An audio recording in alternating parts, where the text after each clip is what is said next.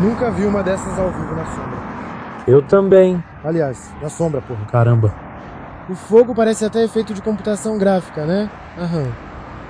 Na Rússia, neste exato momento, está pegando fogo a maior refinaria de petróleo do país. Em Kstovo, na região de Nizhny Novgorod, na Rússia, durante a noite de 2 de julho ocorreram explosões, após as quais um incêndio de grandes proporções começou na refinaria de petróleo da Lukoil. E nesse contexto, finalmente começaram a se rebelar na Duma Estatal da Federação Russa.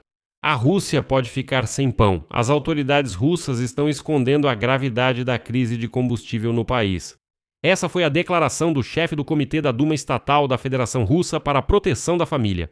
E no final de junho, em 12 regiões da Federação Russa, a gasolina do tipo IA-92 custava mais caro do que o equivalente nos Estados Unidos da América. Ao mesmo tempo, de acordo com o serviço de pesquisa Gallup, a parcela de russos que reclama que seu padrão de vida está caindo atingiu em 2026 o máximo dos últimos 20 anos de observação. E para Vladimir Putin aqui vem mais uma má notícia. Os preços do petróleo no mercado mundial despencaram para o nível registrado antes da guerra no Oriente Médio. Isso significa que os lucros extras do Kremlin vão cair muito. Ao mesmo tempo, a agência Bloomberg hoje simplesmente choca. A Rússia usou petroleiros da Frota Sombra para fazer reconhecimento da infraestrutura militar da OTAN em países europeus. E foi exatamente desses petroleiros que os russos lançaram drones contra países europeus. Por outro lado, na Alemanha, o primeiro e único suspeito detido por organizar os atentados ao gasoduto Nord Stream foi levado a julgamento. Trata-se de um cidadão ucraniano de 50 anos na Alemanha. O ucraniano é acusado de lógica e de cometer um crime de guerra. Meu nome é Alexei Pet. Vamos discutir esses temas juntos. Mas antes de começarmos, peço que se inscreva no canal, deixe seu like e não se esqueça de escrever seu comentário abaixo deste vídeo. Vamos agora juntos resumir os resultados deste dia 2 de julho que está terminando. Então, vou começar com as notícias que estão acontecendo na Rússia neste momento. Na cidade russa de Kstovo, na região de Nizhny Novgorod, na noite de 2 de julho, justamente no momento em que os russos atacavam casas residenciais e hospitais em Kiev, explosões ocorreram em Kstovo, após as quais um grande incêndio irrompeu na refinaria de petróleo da Lukoil. Drones ucranianos atacaram a refinaria de petróleo Lukoil Nizhny Novgorod em Kstovo, Nefteorg-Zintez, e após uma série de explosões no território da empresa, um grande incêndio começou e uma densa fumaça subiu sobre a cidade. E a capacidade projetada dessa refinaria é de cerca de 17 milhões de toneladas de petróleo por ano, o que faz da empresa a quarta maior refinaria de petróleo de toda a Rússia. O Serviço de Segurança da Ucrânia informou oficialmente sobre o ataque bem-sucedido à NTV de Nizhny Novgorod e à estação de despacho de produção linear Starolikeva, na cidade de Kstovo, região de Nizhny Novgorod. A distância até o alvo é de 850 quilômetros. O Serviço Secreto da Ucrânia destacou que a refinaria de Nizhny Novgorod é uma das maiores instalações de refino de petróleo da Rússia. Ela produz gasolina, diesel, querosene de aviação e outros derivados de petróleo, sendo que uma parte significativa é utilizada para abastecer o exército russo. E esta estação de despacho de produção Starolikeva é um importante nó do sistema de polidutos troncais, através dos quais o combustível é transportado para as regiões centrais da Rússia. Ou seja, como você pode ver, agora atingimos não só as refinarias, mas também a logística que leva derivados de petróleo ao centro da Rússia. É interessante que na própria Rússia, a demanda pela instalação de equipamentos de gás veicular, o chamado GNV, aumentou drasticamente. Em junho, o número de pedidos para conversão aumentou 35% em comparação com março e abril. Ao mesmo tempo, a fila para equipar o carro com GNV se estendeu para os próximos 3 meses. Aliás, hoje o jornal russo Kommersant escreveu sobre isso e disse que as oficinas que fazem esse serviço estão em choque, dizendo que estão ocupadas com a conversão e instalando o equipamento necessário nos carros. Ao mesmo tempo, as oficinas que fazem a conversão estão enfrentando dificuldades para comprar o equipamento necessário. A situação da gasolina está tão difícil que russos passaram a usar gás. Bem, os motoristas sabem muito bem que, em primeiro lugar, o carro perde potência se você mudar para o gás. Em segundo lugar, ele precisa de manutenção com muito mais frequência. E em terceiro, ela quebra bem mais rápido. E aqui é importante notar que agora a propaganda russa, Granda, começou a divulgar vídeos de filas nos postos de gasolina ucranianos nas regiões de fronteira do país. Nos últimos dias, os russos atacaram intensamente postos de gasolina na Ucrânia, especialmente perto da linha de frente e regiões de fronteira. O motivo é claro, para tentar desviar a atenção dos russos dos seus próprios problemas e dizer: olhem, os ucranianos estão na mesma situação, ou até pior. Vejam, vocês acham que são os únicos que ficam em fila no posto de gasolina? Os ucranianos estão exatamente na mesma situação. E é isso que representa toda a Rússia, toda a essência da Rússia. Eles não querem uma vida normal. O russo médio não quer uma vida normal. Para ele, o importante é que os vizinhos estejam em situação pior. Isso, eu não sei, é o código genético do russo, que os vizinhos estejam em situação pior. Se os vizinhos estiverem melhores, isso é ruim. Ele não vai se desenvolver, não vai melhorar a própria vida. Ele vai fazer de tudo para que o vizinho esteja em situação pior. Nesse contexto, os russos passaram a se sentir insatisfeitos com seu nível de vida.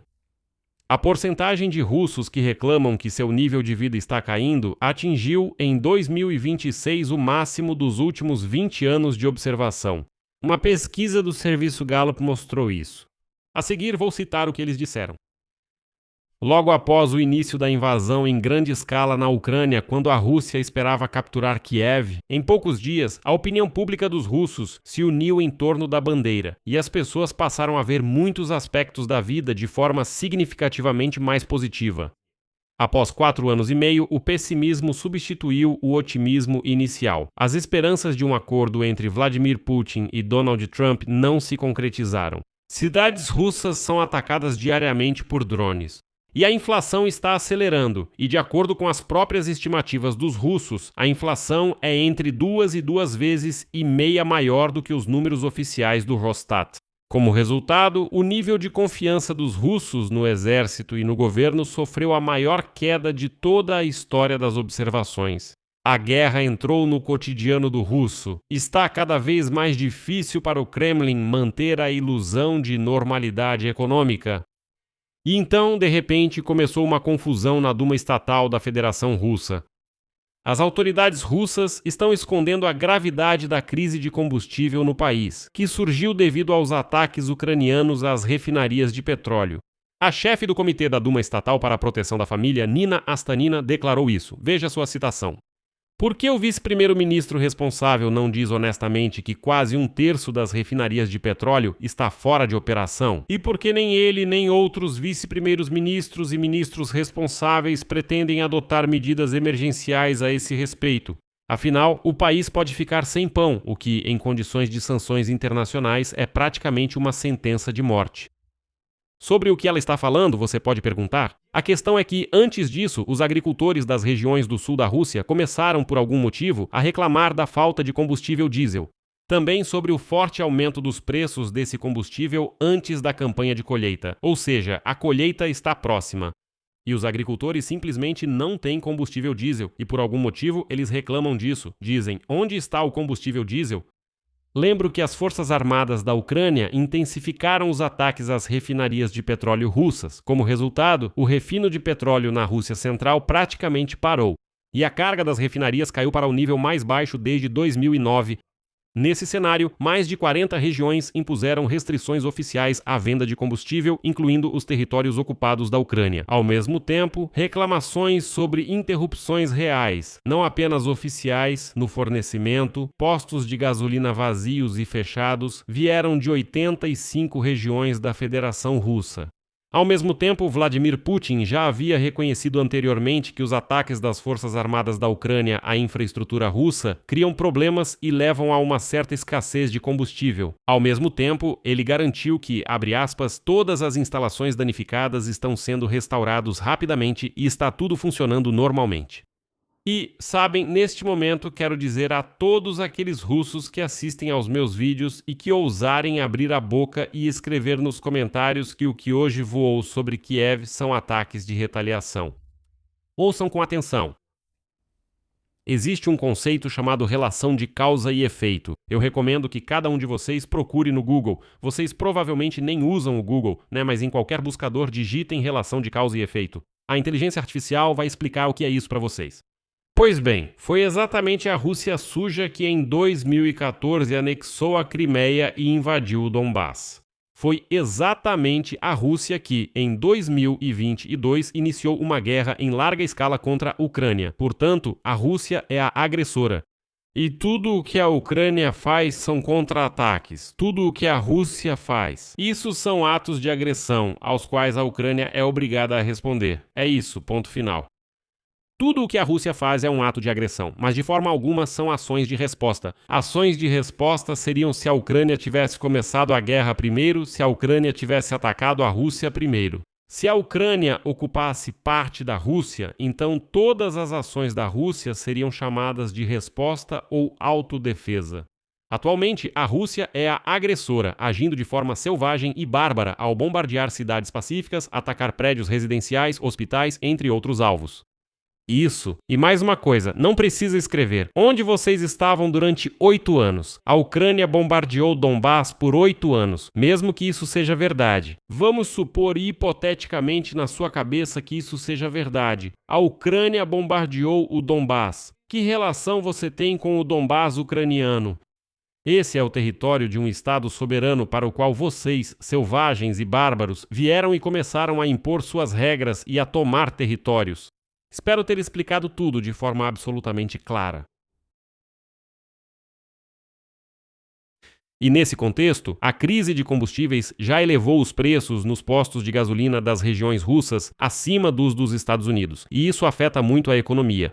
Já em 12 regiões da Federação Russa, oficialmente, a gasolina IA-92 custa mais caro do que o equivalente nos Estados Unidos da América, já que lá ela é chamada de regular. Isso é comprovado pelas estatísticas do Rosstat. E de acordo com os dados da Associação Americana de Automóveis, a regular nos Estados Unidos custa em média $1 por litro, o que equivale a 78,32 rublos pela cotação oficial do Banco Central em 29 de junho, porque os dados mais recentes lá eram até 29 de junho. Nas regiões russas, o preço do combustível já está mais próximo ou até mesmo acima de 80 rublos por litro.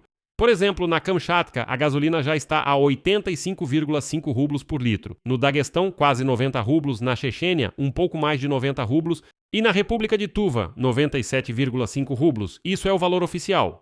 Ao mesmo tempo, os preços reais da gasolina, por exemplo, na Crimeia ocupada, superam em várias vezes esses valores publicados nas estatísticas oficiais. Eles chegam a 200 rublos por litro, e isso se você ainda conseguir comprar oficialmente. Caso não consiga, vai pagar ainda mais caro com os atravessadores. Nesse momento, vale destacar que os preços do petróleo estão recuando, continuando a cair pela terceira sessão consecutiva. Depois que o Catar informou sobre o progresso nas negociações indiretas entre Washington e Teherã, focadas no Estreito de Hormuz. Assim, os contratos futuros do petróleo Brent já caíram para $70 por barril. Isso significa que o petróleo russo do tipo Urals está caindo para perto da marca de $50. E isso significa que todo esse superlucro do petróleo para o Kremlin está chegando ao fim. Os analistas hoje mandaram um alô para os líderes europeus. A Rússia utilizou petroleiros da Frota Fantasma para fazer reconhecimento da infraestrutura militar da OTAN em países europeus, com o objetivo de identificar pontos fracos no sistema de defesa antiaérea. Essa conclusão foi feita pelos analistas do Instituto Internacional de Estudos Estratégicos. De acordo com o relatório publicado no período de agosto de 2024 a fevereiro de 2026, foram oficialmente registrados 144 casos em que drones russos invadiram o território de uma dezena de países da OTAN e da Irlanda, o que em alguns casos resultou em sérias interrupções, como o fechamento de grandes aeroportos. Cerca de metade dos casos registrados de detecção de drones russos envolviam especificamente instalações militares. De acordo com o relatório, os drones apareceram sobre uma série de instalações estratégicas, incluindo locais de armazenamento de bombas nucleares americanas e a base francesa de submarinos com mísseis balísticos. Esses incidentes fizeram parte de uma ampla campanha da Federação Russa para usar drones nos céus da Europa, com o objetivo de mapear e testar os sistemas de defesa aérea europeus, projetados para enfrentar ameaças mais sérias, como mísseis, bombardeiros e caças. Isso é mencionado no relatório. No entanto, esses sistemas têm dificuldades para rastrear aeronaves que voam baixo, são lentas e de grande porte, e também aeronaves menores, incluindo drones. E aqui está uma citação do relatório do Instituto. Acreditamos ser provável que navios ligados à Rússia e sua frota fantasma tenham sido usados como plataformas marítimas para lançamento, interceptação ou retransmissão de sinais de drones. Os países europeus que sofreram invasões de drones, entre eles Alemanha, Dinamarca, Bélgica, Holanda e outros, em geral tentaram evitar responsabilizar a Rússia por essas ações, embora as ligações sejam óbvias. A avaliação da reação da Europa é desigual e fragmentada, com uma identificação extremamente lenta do responsável e, frequentemente, opções de resposta desproporcionais. E assim, segundo analistas, a ausência de atividade de drones no Mediterrâneo se explica em grande parte pelas capacidades mais desenvolvidas na região, especialmente na área de vigilância marítima e pelo uso de submarinos americanos. Mover-se ali sem ser notado, para não falar em lançar drones, é muito mais difícil. Por isso, os petroleiros da frota fantasma não circulam com tanta frequência lá como fazem no Báltico. E então, o coautor do estudo, Louis Bern, observou que alguns governos estão investigando ativamente esses incidentes, embora publicamente pareçam ter feito de conta que esqueceram tudo isso. Ao mesmo tempo, segundo ele, quando no início de 2026 os países europeus, principalmente a França, começaram a parar e inspecionar os petroleiros russos da Frota Sombria, os incidentes com drones praticamente cessaram. O que só prova que os russos usavam esses petroleiros para lançar drones. Mas quando começaram a revistá-los e inspecioná-los, eles decidiram parar com isso. Nesse contexto, a União Europeia recentemente autorizou o uso de navios militares para deter e revistar petroleiros da Frota Sombria no Mar Mediterrâneo. Finalmente, e a Ucrânia, que já atacou cerca de uma dezena desses navios, em um apelo à ONU pediu que os petroleiros da Frota Sombria sejam reconhecidos como alvos militares legítimos. Portanto, é importante notar que os europeus, mesmo que silenciosamente, ainda assim estão agindo, e parece que a era da Frota Sombria está gradualmente chegando ao fim. Hoje, na Alemanha, foi julgado o primeiro e único suspeito detido por organizar os atentados ao gasoduto Nord Stream. Trata-se de um cidadão ucraniano de 50 anos. A Procuradoria Federal da Alemanha o acusa de atacar a infraestrutura energética civil, o que, de acordo com o direito penal internacional, é considerado um crime de guerra. O suspeito também é acusado de organizar uma explosão com o uso de explosivos suspeitos e de destruir estruturas. Então, de acordo com a versão da acusação alemã, Sergei K., aproximadamente até 2015 trabalhou para o Serviço de Segurança da Ucrânia e liderou um grupo de 7 pessoas que supostamente organizaram uma explosão no gasoduto no fundo do Mar Báltico em setembro de 2022. No final do verão de 2022, o réu chegou ao local em um veleiro alugado, o iate Andrômeda, com uma equipe composta por 4 mergulhadores profissionais, um especialista em explosivos e um capitão. Depois disso, a equipe instalou a cerca de 80 metros de profundidade vários dispositivos explosivos feitos de uma mistura altamente eficiente de exógeno e octógeno. No dia 26 de setembro, 3 ramais do Nord Stream foram destruídos ao mesmo tempo. E então, os investigadores encontraram na Andrômeda, durante o inverno em que o iate ficou ancorado na ilha de Hugin, vestígios da mistura de exógeno e octógeno. Aliás, o octógeno é uma substância que é usada especificamente pelos militares. Essas amostras coincidiram com aquelas que foram coletadas dos gasodutos destruídos do Nord Stream. Também encontraram no iate impressões digitais, uma camiseta preta com alguns fios de cabelo, um boné, uma garrafa térmica e várias xícaras de café usadas. E, de acordo com a Procuradoria Federal da Alemanha, 7 ucranianos são suspeitos de pertencer ao grupo de forças especiais que supostamente realizou a explosão. Um deles, infelizmente, já morreu na guerra que a Rússia iniciou contra a Ucrânia. Segundo a investigação, no momento dos atentados, Sergei K., que está sob custódia na Alemanha desde novembro do ano passado, era militar do exército ucraniano, conforme comprova sua carteira militar. O homem foi detido ainda no verão de 2025 durante as férias na Itália. Segundo o Tribunal Federal da Alemanha, Sergei K. serviu em uma unidade de elite das Forças Armadas da Ucrânia com o posto de oficial.